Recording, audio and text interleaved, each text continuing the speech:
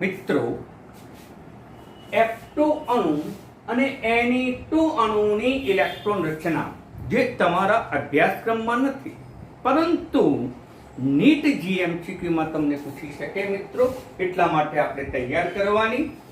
તો F2 અણુ બે ફ્લોરીન પરમાણુના જોડાણથી બને. એક ફ્લોરીન પરમાણુ, બીજો ફ્લોરીન પરમાણુ, બે ફ્લોરીન પરમાણુના જોડાણથી F2 બને. પરંતુ ફ્લોરીન પરમાણુનો પરમાણુ ક્રમાંક કેટલો છે? આનો પરમાણુ ક્રમાંક Z9 છે. તેથી ઇલેક્ટ્રોન રચના 1s2 2s2 2p5 બને. પરંતુ આણ્વિક કક્ષકમાં ઇલેક્ટ્રોન રચના આપણે લખવાની છે અણુની, તો પછી આપણે એનું ચિત્ર પણ સમજીશું કે આ બાજુ પરમાણુ કક્ષક લખીએ છીએ, આ બાજુ પણ પરમાણુ કક્ષક, બંનેનું રેખીય જોડાણ થાય, બંને પરમાણુના જોડાણથી અણુ બને અને અણુમાં આણ્વિક કક્ષક બને. એ આણ્વિક કક્ષક વચ્ચે લખવાની પ્રથા છે. જેટલી પરમાણુ કક્ષક છે એટલી આણ્વીય કક્ષક છે. અહીંયા બે પરમાણુ કક્ષક છે તો બે આણ્વીય કક્ષક. 1s કક્ષક છે, s કક્ષકના જોડાણથી જે બંધ બને એમાં હંમેશા સિગ્મા બંધ બને અને સિગ્મા આણ્વીય કક્ષક બને, એટલે સિગ્મા લખીશું.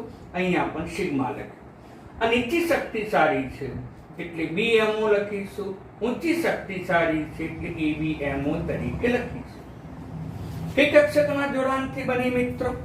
તો આપણે કહી શકીશું 1s કક્ષકના જોડાણથી બની, એટલે સિગ્મા 1s. આ એન્ટી બોન્ડિંગ છે એટલે સ્ટાર. 1s સિગ્મા એટલે તરત સ્ટાર આવે. 1s કક્ષકનું જોડાણ થઈ ગયું. હવે 2s કક્ષકનું જોડાણ કરીશું. 2s કક્ષક તો 1s કરતા 2s કક્ષકની ઉર્જા ઊંચી છે, શક્તિ ઊંચી છે, એટલે આપણે ઉપર બતાવવાનું. આ 2s છે, આ પણ 2s છે.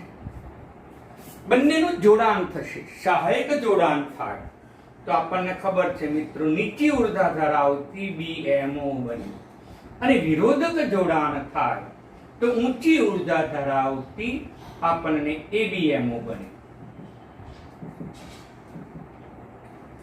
અહીંયા પણ s કક્ષકનું જોડાણ છે, અહીંયા પણ s કક્ષકનું જોડાણ છે અને સિગ્મા બંધ બનશે.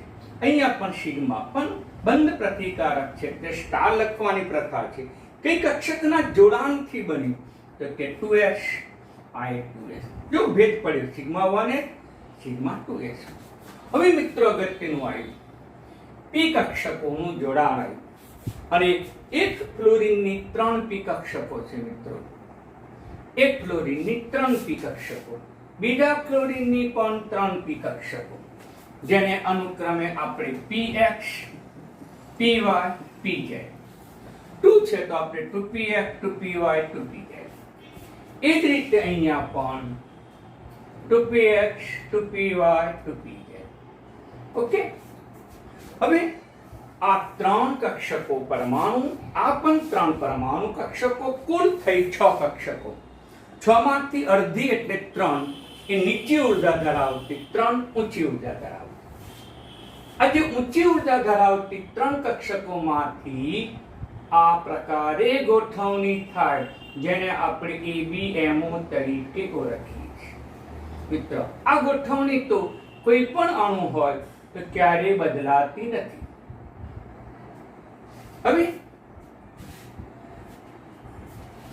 આ જે છે બે સમશક્તિ કક્ષક છે એટલે પાય બંધ બને, પણ એન્ટી બોન્ડિંગ પાય સ્ટાર. આ પણ એન્ટી બોન્ડિંગ, એક જ બંધ બન્યો સિગ્મા, પણ બંધ પ્રતિકારક એટલે સિગ્મા સ્ટાર. અહીંયા મેં અગાઉના વિડીયોમાં તમને લેક્ચરમાં સમજાવ્યું હતું કે આમાં ઇલેક્ટ્રોનની સંખ્યા કેટલી છે? 18, એટલે કે 14 થી વધુ છે. અને 14 થી વધારે ઇલેક્ટ્રોન આવે ત્યારે આ જે ત્રિકોણ છે તેમનો તેમ ના આવે, એની ગોઠવણી ઉલટી બની જાય છે. એટલે સમશક્તિ ઉર્જા પછી પહેલી સિગ્મા બંધ બને, પછી પાય બંધ બને. જ્યારે અગાઉમાં 14 કરતા ઇલેક્ટ્રોન ઓછા કે 14 ઇલેક્ટ્રોન હોય ત્યારે પહેલા બે પાય આવે, પછી બે સિગ્મા આવે, એટલે કે એની ગોઠવણી આવી આવતી. ક્યારે? 14 ઇલેક્ટ્રોન થી ઓછા હોય અથવા 14 ઇલેક્ટ્રોન હોય ત્યારે આવી ગોઠવણી. તો અહીંયા પાય સિગ્મા, પણ અહીંયા ઇલેક્ટ્રોન 14 થી વધારે છે, માટે આ ગોઠવણી કરતા આ ગોઠવણી ઉલટી બની જશે. અહીંયા સિગ્મા બની જશે, તો અહીંયા બે સમશક્તિ કક્ષક છે એટલે પાય બની જશે. આ વસ્તુ બરાબર થિયરીમાં ધ્યાન રાખજો. હવે પૂરક જોડાણ છે, અને પૂરક જોડાણ છે એટલે BMO બને. પૂરક જોડાણથી સમાન ઉર્જા ધરાવતી પાય કક્ષક. પણ કઈ કક્ષકના જોડાણથી બની? તો 2pz. કઈ પરમાણુ કક્ષકના જોડાણથી બની? 2px. કઈ કક્ષક? 2py. અહીંયા x આવ્યું તો મિત્રો સમાન લખવું પડે 2px. અહીંયા y આવ્યું તો લખવું પડે 2py. સિગ્મા બંધ બન્યો 2pz, તો સ્ટાર પણ બની જાય 2pz. આ આણ્વીય કક્ષક થઈ ગઈ. હવે ફ્લોરિનમાં ઇલેક્ટ્રોનની ગોઠવણી બતાવીએ. ફ્લોરિન પરમાણુમાં કેટલા ઇલેક્ટ્રોન? તો કે 9. 1 2 3 4 5 6 7 8. 1 2 3 4 5 6 7 8 ને 9 થઈ ગયા 9 ઇલેક્ટ્રોન. એ જ રીતે બીજો ફ્લોરિન પરમાણુ લઈએ, તેના પર 9 ઇલેક્ટ્રોન ગોઠવવાના છે. આ 1 2 3 4 5 6 7 8 અને 9. ઓકે, તો આણ્વિક કક્ષકમાં કેટલા ઇલેક્ટ્રોન ગોઠવવા પડે? ફ્લોરિન વત્તા ફ્લોરિન, એક ફ્લોરિનના 9, બીજા ફ્લોરિનના પણ 9, 18 ઇલેક્ટ્રોનની ગોઠવણી કરવી પડે. મિત્રો આમાં 18 ઇલેક્ટ્રોનની ગોઠવણી કરવી. તો પહેલો ઇલેક્ટ્રોન, આ બીજો, આ ત્રીજો, ચોથો, પાંચમો, છઠ્ઠો, સાતમો, આઠમો, નવમો ને 10મો. ત્યાં સમશક્તિ કક્ષકો નથી. હવે એ સમશક્તિ કક્ષકો આવે. 11 તો 12મો આમાં દાખલ થશે, 13 આમાં તો 14મો આમાં દાખલ થશે, સમશક્તિ કક્ષક. પછી 15 16મો આમાં દાખલ થશે, 17 આમાં, 18 આમાં. આમ 18 ઇલેક્ટ્રોનની ગોઠવણી થઈ ગઈ. તો પછી ઇલેક્ટ્રોન રચના કઈ થશે? તો sigma bonding 1s2. 1s sigma આવે એટલે સિગ્મા સ્ટાર 1s આવે જ આવે ને આવે. પછી 2s કક્ષકનું જોડાણ થાય, sigma 2s. Sigma star 2s આવે આવે ને આવે, 2s પછી સ્ટાર આવે. હવે ધ્યાન આપો, આવશે તો સિગ્મા 2pz, એમાં 2 ઇલેક્ટ્રોન દાખલ થશે. પછી આવશે મિત્રો pi 2px is equal to pi 2py. શા માટે ઇક્વલ ટુ લખ્યું? કારણ કે બંનેની ઉર્જા સરખી છે, સમાન ઉર્જા ધરાવતી આણ્વીય કક્ષક છે પાઈ. અને આમાં કેટલા ઇલેક્ટ્રોન? તો કે 2. તો આમાં પણ 2. હવે આ આવશે pi star 2px is equal to pi star 2py. બંનેની ઉર્જા સરખી છે, પણ આમાં કેટલા ઇલેક્ટ્રોન મિત્રો? તો કે 2. આમાં પણ કેટલા ઇલેક્ટ્રોન મિત્રો? તો કે 2. તો આમ થઈ એની F2 ની આણ્વીય કક્ષકમાં ઇલેક્ટ્રોન રચનાથી F2 નું પીછે તો આ થશે. મિત્રો હવે બંધ ક્રમાંકની ચર્ચા કરીએ. બંધ ક્રમાંક, અને તમને ખ્યાલ જ છે મિત્રો, બંધ ક્રમાંક એટલે BMOમાં ઇલેક્ટ્રોન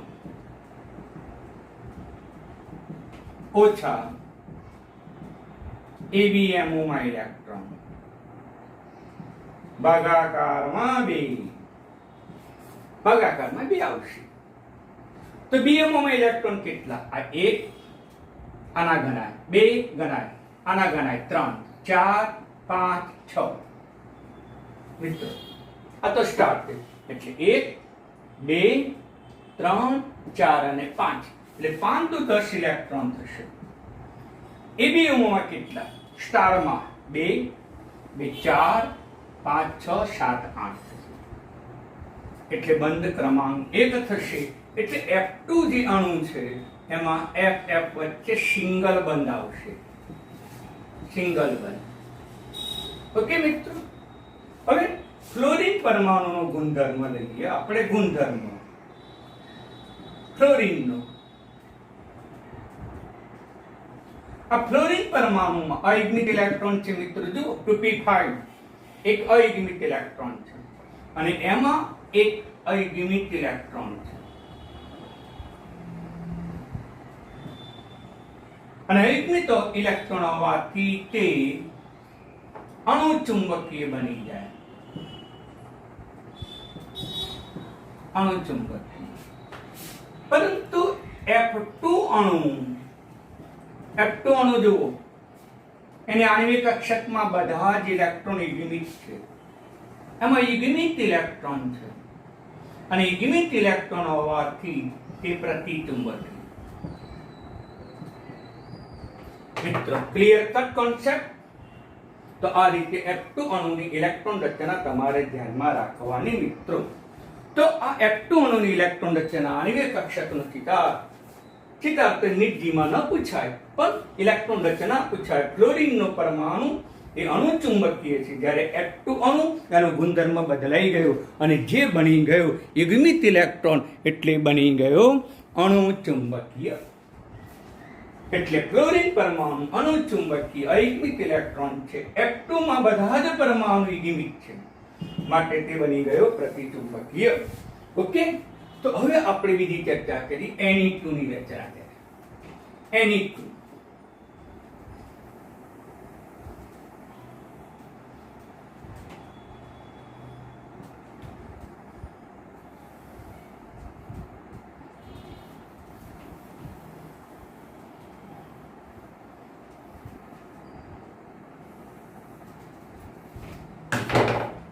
નિયોન નો અણુ Ne2. તો નિયોન જે અણુ છે એ અણુ બે નિયોન પરમાણુના જોડાણથી બને. નિયોનનો પરમાણુ ક્રમાંક Z બરાબર કેટલો થશે મિત્રો? 10. Z બરાબર 10 થશે. તેથી નિયોન પરમાણુની ઇલેક્ટ્રોન રચના 1s2 2s2 2p6 થશે. 6 ને 8 ને 2 10 થશે મિત્રો. તો પછી આણ્વિક કક્ષકની રચના આની આ જ થશે મિત્રો. 1s નું જોડાણ થશે. તો અહીંયા આપણે પરમાણુ કક્ષક લખીએ છીએ.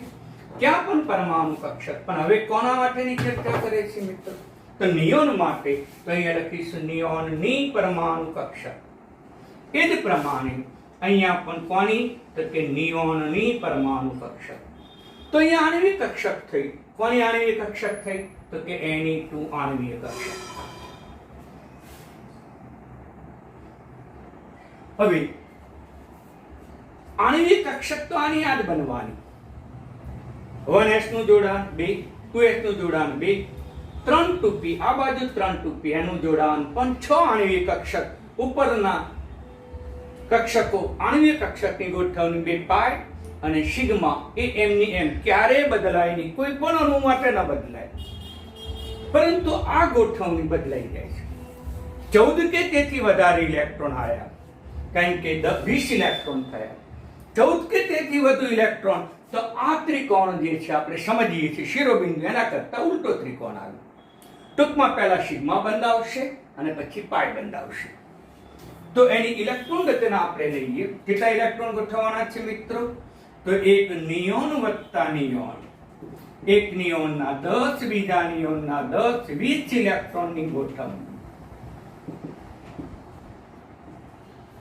અને 20 ઇલેક્ટ્રોન ગોઠવવાના છે. પહેલા નિયોનમાં ગોઠવીએ. કેટલા ઇલેક્ટ્રોન? તો કે 10. 1 2 3 4 5 6 7 8 9 અને 10.